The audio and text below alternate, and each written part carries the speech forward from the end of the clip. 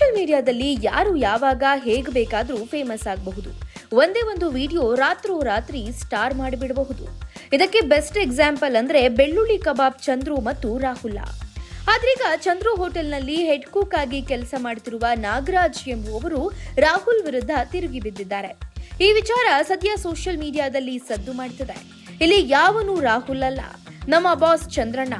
ಅವರಿದ್ದರೆ ನಾನಿದ್ದರೆ ಚಂದ್ರಣ್ಣ. ಅವ್ರ ಮುಂದೆ big boss ಅದು ಇದು ಯಾವುದೂ ಇಲ್ಲ. ಇಲ್ಲಿ ನಾನು ಕಷ್ಟಪಟ್ರೆ, ನಮ್ಮ ಯಜಮಾನರು ಕಷ್ಟಪಟ್ರೆ ಶ್ರಮ. ರಾಹುಲ್ ಒಬ್ಬ ವೇಸ್ಟ್ ಬಾಡಿ.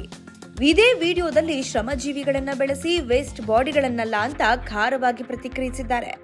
ಕರಿಮಣಿ ಮಾಲೀಕ ಅಂತ ಬಿಟ್ಬಿಟ್ರೆ ಅವನು ಟ್ರೆಂಡ್ ಆಗ್ಬಿಟ್ಟ, ಸುಮ್ಮನೆ ವೇಸ್ಟ್. ಅವನು ಜೀವನದಲ್ಲಿ ಏನಾದ್ರೂ ಸಾಧನೆ ಮಾಡಿದ್ದಾನ? ಇದೊಂದು ಡೈಲಾಗ್ಗೆ ಎಲ್ಲ ಕಡೆ ಹೈಲೈಟ್ ಆಗ್ಬಿಟ್ಟ ಎಂದು ಕಿಡಿಕಾರಿದ್ದಾರೆ.